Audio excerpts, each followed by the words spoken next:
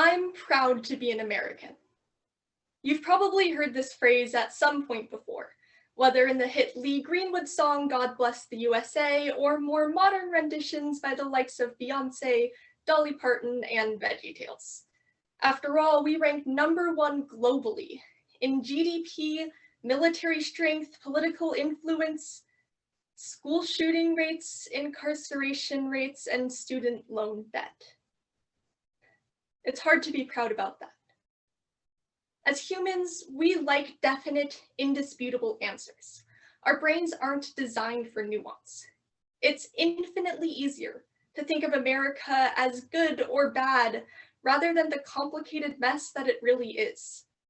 As Americans, we have immense amounts of privilege compared to many other countries. And as Americans, we are failing so many of our citizens in so many ways. So while America may have lived up to its pledge of liberty and justice for some, has it really held up for all? And how can we even begin to address the consequences of our actions thus far? A quick note on definitions. Despite the fact that the word all is an absolute, historically, it has not followed the Merriam-Webster dictionary's definition of every member or individual component of. Thomas Jefferson wrote in the Declaration of Independence that all men are created equal. And yet, at the time, slavery was still going on and continued for decades afterwards. That clause only really applied to white property-owning men.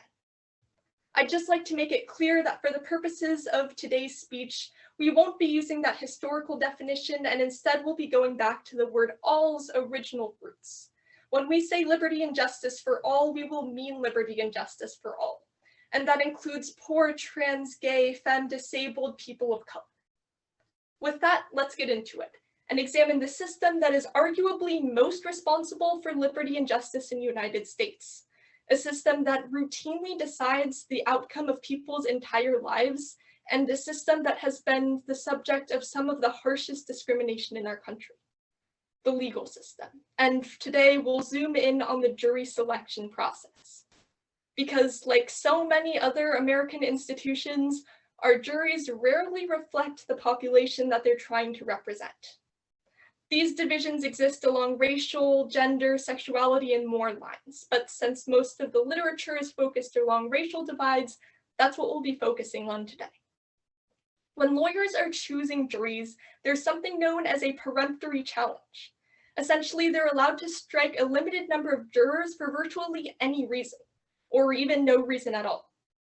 They're technically not allowed to discriminate, but according to a study published by Berkeley Law, unconscious bias plays a significant role in prosecutors' use of peremptory challenges. And according to a study by Reprieve Australia, in Southern California, using peremptory challenges, Black jurors were struck at 3 times the rate that white jurors were. Let that sink in.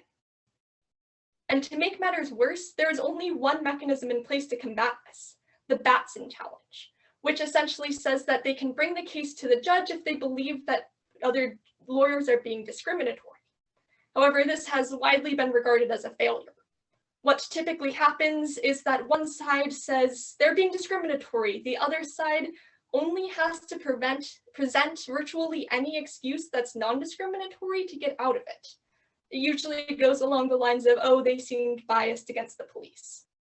In fact, this is so extensive that that same Berkeley Law study tells us that over the past 30 years in California, a Batson challenge has only been effectively used 3 times. The minorities are struck, and these majorities are ruling the jury. Now, this seems like such a deeply rooted issue. How do we even begin to address things like this?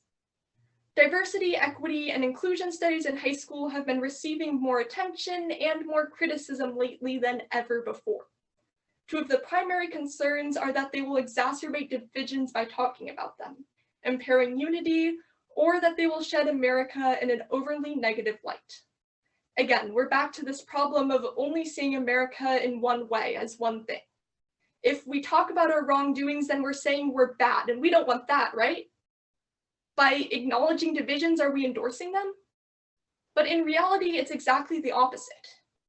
Divisions don't exist because we talk about them, they exist because we don't. Imagine if every single person in the country was aware of the flaws in the jury selection process, knew how it impacted each and every one of us, and knew solutions. Chances are those solutions would be coming into place. Additionally, implicit bias training can minimize unconscious discrimination for everyone. So moving forward, our high school students are going to be the jurors. They're going to be the lawyers picking the juries, and they're going to be the politicians reforming the Batson Challenge. It would be a disservice to every marginalized group in America to say that liberty and justice for all is in effect. But in order to combat this, diversity, equity, and inclusion studies aren't a bad place to start. While deeper institutional changes are needed, maybe high schoolers will walk away with a better view of America's wrongdoings and their successes, and be able to use both of those for change. And maybe, just maybe, one day we'll all be able to say that we're proud of being American and actually mean it.